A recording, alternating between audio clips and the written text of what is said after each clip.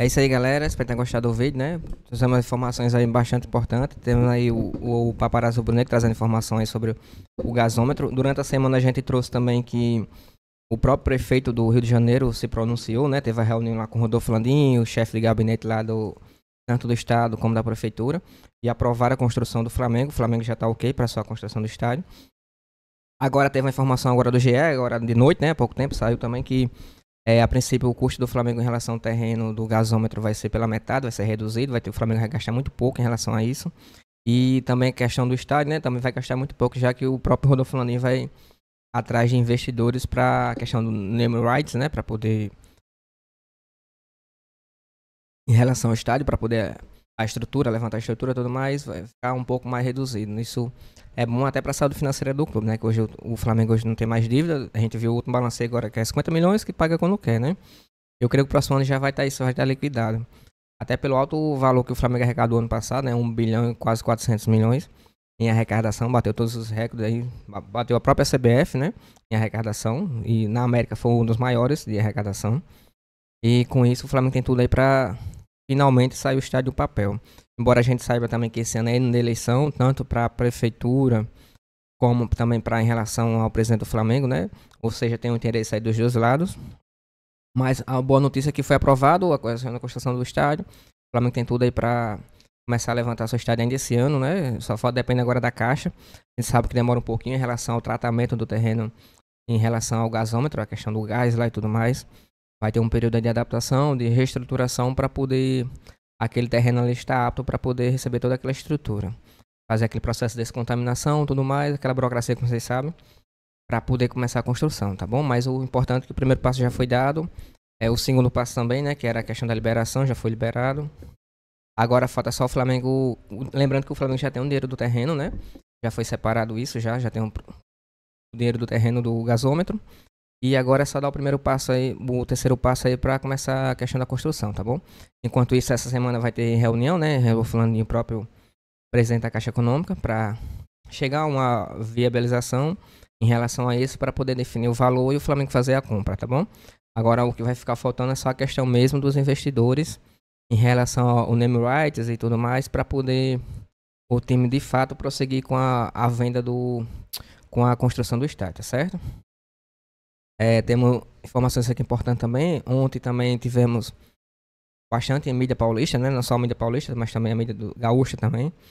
Metendo um pau no Flamengo, dizendo que era Varmengo, o Flamengo foi ajudar tudo mais.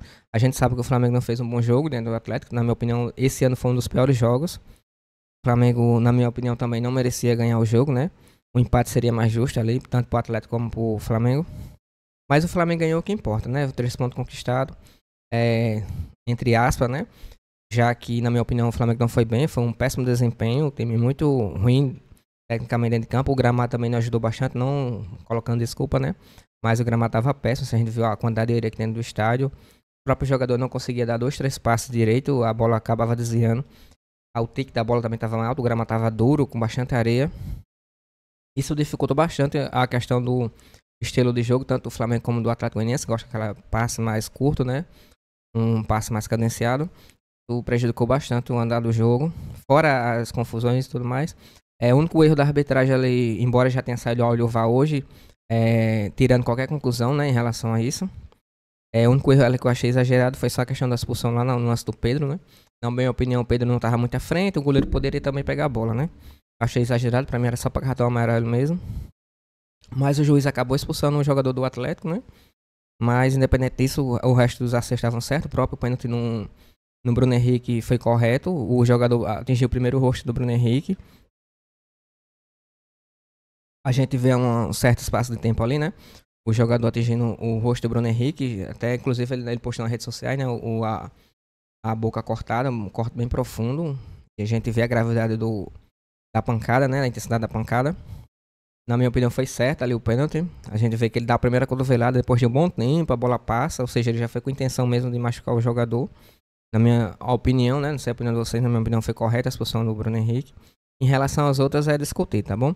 Em relação também ao próprio Jair Ventura, né? Que foi expulso.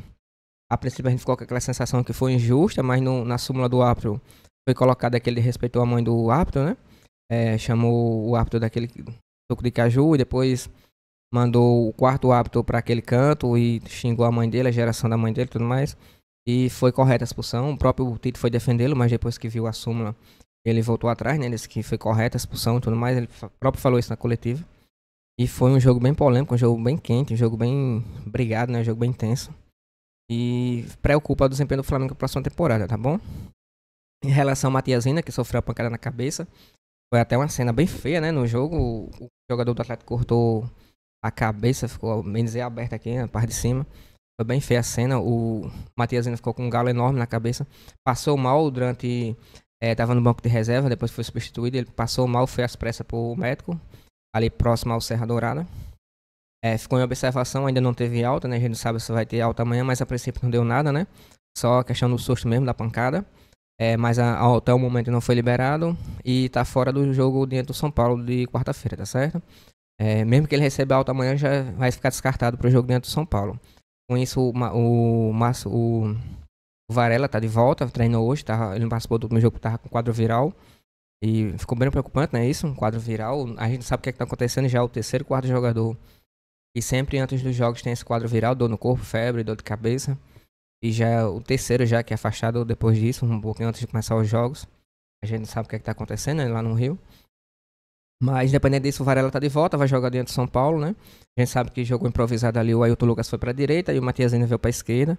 Depois da substituição e da entrada do Gerson e até do Vitor Hugo, e o Matias saiu, o Ailton Lucas desceu pra esquerda e o time começou a render melhor, né? O time começou a jogar melhor, inclusive o Ailton Lucas acertou aquela pancada na trave.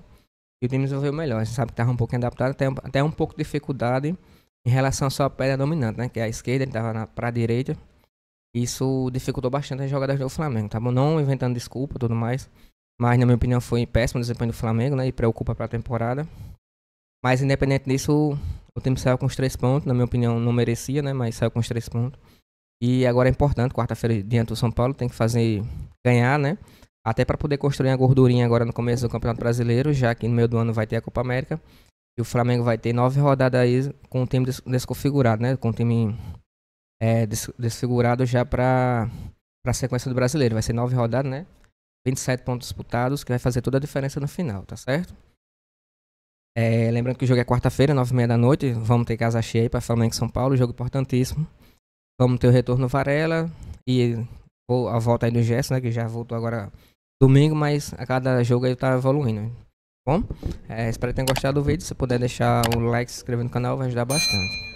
Créditos e direitos autorais na descrição, tá bom? Valeu.